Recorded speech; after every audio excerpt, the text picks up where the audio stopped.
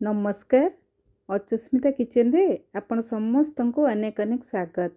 आज मु आपण मानक सहित शेयर करी आम ओडिशार एक पारंपरिक पिठा मुआ पिठा बा पुर दिया सिझा पिठा मते कहि परिबे। आजिर ए मुआ पिठा को आम अति सहज उपाय बनैबा। तो एथिबे हमको किछि कपड़ा बा अथार बांधिया दरकार पड़िबनी। मु केमती मुआ पिठा बनाए आज मु आपण मानक सहित सेटा शेयर करी। तो वीडियोटी को प्रथम शेष पर्यंत देखंतु। आशा करी आज रेसिपी आपण समस्त को पसंद आसिबो। पसंद आसले लाइक करंतु, आपण सांग मानक सहित शेयर करंतु एवं जदि मो चैनल को एपर्यंत सब्सक्राइब करना बा मो चैनल नुआ छंदी प्लीज जल्दी सब्सक्राइब करनियंतु।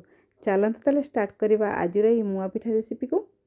तो ये मुआ पिठा बनाइबे एटी देखंतु मु प्रथमरु किछि अरुआ चावल को 4-5 घंटा पूर्व बतुरे नेथली। तो ये नॉर्मल अरुआ चावल जोड़ा कि पिठा बा भात रोषे व्यवहार हुए। तो ये जो ग्लास में देखो ना ये 2 ग्लास नहीं अरुआ चावल ता सहित ये मुझे गोटे ग्लास बिरी। तो जी आप अरुआ चावल नौकरी तार अधा ने बिरी। तो ये पिठा परफेक्ट बनब बा नरम बनब। ये देखो बिरी को मुझे 4-5 घंटा पूर्व बतुरे नेथली। बिरी आमर बहुत बढ़िया भाव फुली जाइए।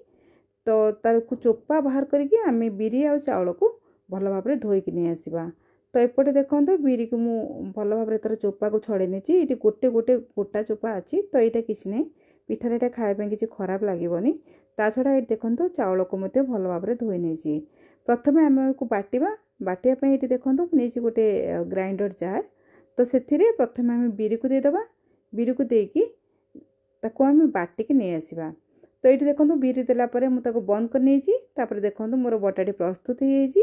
तो जिते मुआ पिठा करेंगे ना यहाँ पूरा चिकन करने दरकार ना टिके खदड़ थे ही मुआ पिठा खायापे भल लगे। तो ये देखो मुझे जमी सुजी सुजी पर दिशुची ना यहीपरी भाव में आम ताको बाटिक नहीं आसवा।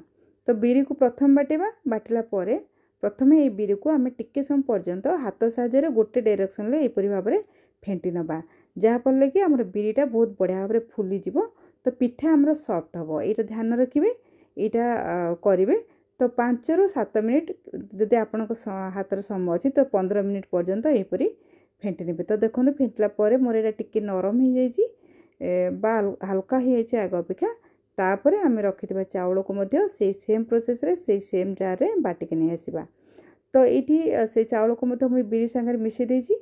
तो मिसेला आम ये चावल आ बिरी को से सेम प्रोसेस रे भल भाव में गोटे डायरेक्शन में 5-7 मिनिट पर्यंत एमती टिके फेंटी नवा। एक बेसी आम फेंटा दरकार ना कहीं यहाँ आमको आम तक रेस्ट में छाड़े ना यहाँ आपे फुलीज। तो ये आम लुण दबानी एमती ही ताको प्रथम आम 5-7 घंटा पर्यंत रेस्ट में छाड़दे। तो ये देखो मुझे घोड़े रेस्ट में छाड़ देछि। तो यही रेस्ट हवा भितर पिठू आम एपटे गोटे पुर प्रस्तुत करवा। तो मुआ पिठा को आम पुर देकी करवा। तो से ये गोटे गैस रे गोटे कड़े बसई नहीं। तो कड़े बहुत बढ़िया भाव में गरम हो जाइए। मु 2टी नड़ियार पुर करी। तो से मुझे 200 ग्राम गुड़ नहीं। तो गुड़ को प्रथम आम भल भाव में मेल्ट हाँ छाड़दे। ये देखो गुड़ धीरे धीरे मेल्ट हो गला से आमको आगुरी काठ लगुला टे पाणिचिया हो गला। तो एक आम बेसी समय किसी पाग करार ना यहाँ खाली टिके फुटीज टे तरली बा मेल्ट हो से पर्यंत आम गरम करवा। तो गुड़ यहीपरी होगापर जो कोरिक रखी ये 2टा नड़िया ताको दे देछि। तो ये नड़िया को देलापर आम ताको भल भाव में गुड़ सहित भल भाव में मिसेकी ताको यहीपरी भाव में लो टू मीडियम आंचरे एक धीरे धीरे आम हूँ भाजी नवा बा यहीपरी भाव में खेले खेले भाजवा जमीक गुड़ आ नड़िया आमर बहुत बढ़िया भाव में मिसीज। एमती भाजबार 10 मिनिट पर आम यहीपरी भाव में खेले खेले आम भाजवा जेपर्यंत यहाँ टी सुखिला नहीं हो तार पानी मरीनी। तो लास्ट आम कौन करवा ना ये किसी गुजराती गोलमरीच और गोटे अलैचर किसी मंजी को मुझे गुंड कर। तो सेटा को ये देदेबा। सेटा देले ना आमर पूरे बहुत बढ़िया बास्ना अच्छे जोटा कि मुआ पिठा देले ना खाइबा पिठा बहुत भल लगे। ध्यान रखिए यहाँ निश्चित भाव में देवे।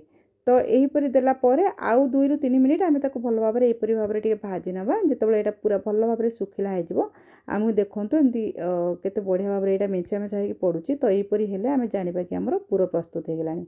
एबे देखो मोर पूरा प्रस्तुत हो एबे आम गैस को बंद करदे तापर ये पुर को ठंडा हवापाई आम छाड़दे।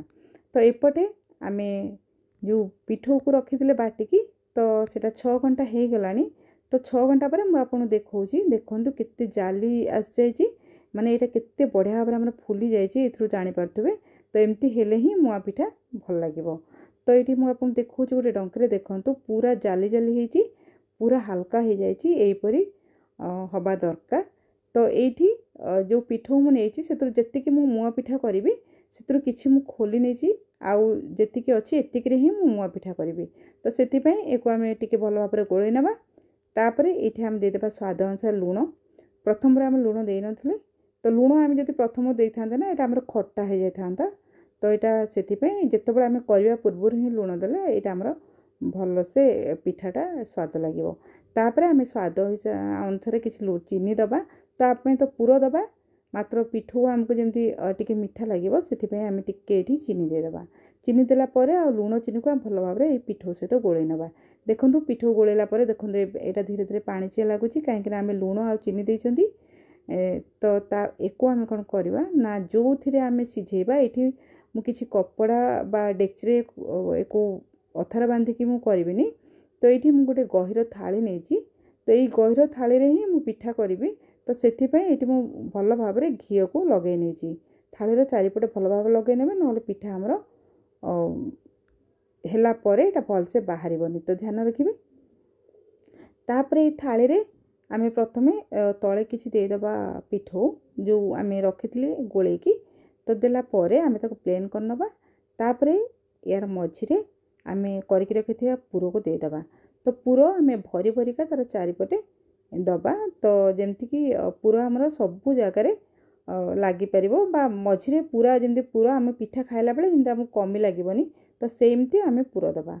तो ये देखूँ मु पुर तार मझिरे दे देइछि। तो यही चारिपटे पुर देलापर आम तार उपरे आउ टे पिठो देकी आम सील करनबा जमती कि आमर पुरटा बिल्कुल भी ऊपर को दिशबनी। तो ये देखो पुर को मुझे देलापर ता ऊपर दे देइछि पिठो को। तो जी लगे एक बेसी मोटा करें।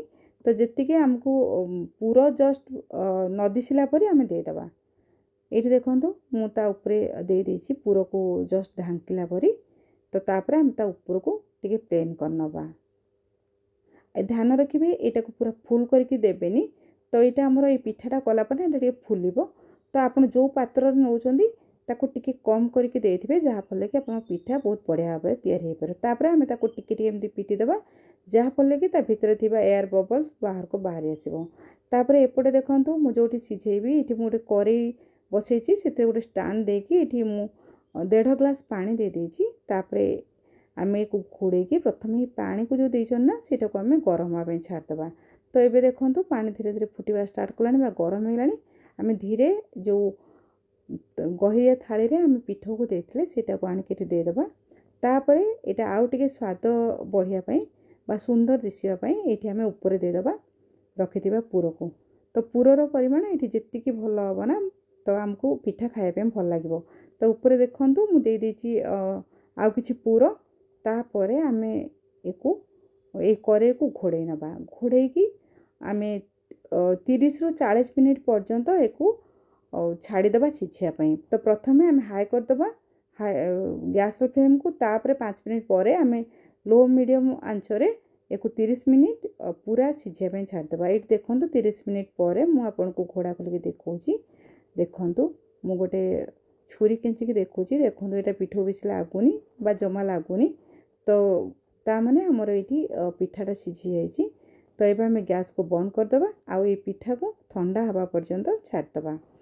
तो ये देखो पिठा मोर ठंडा हो गला।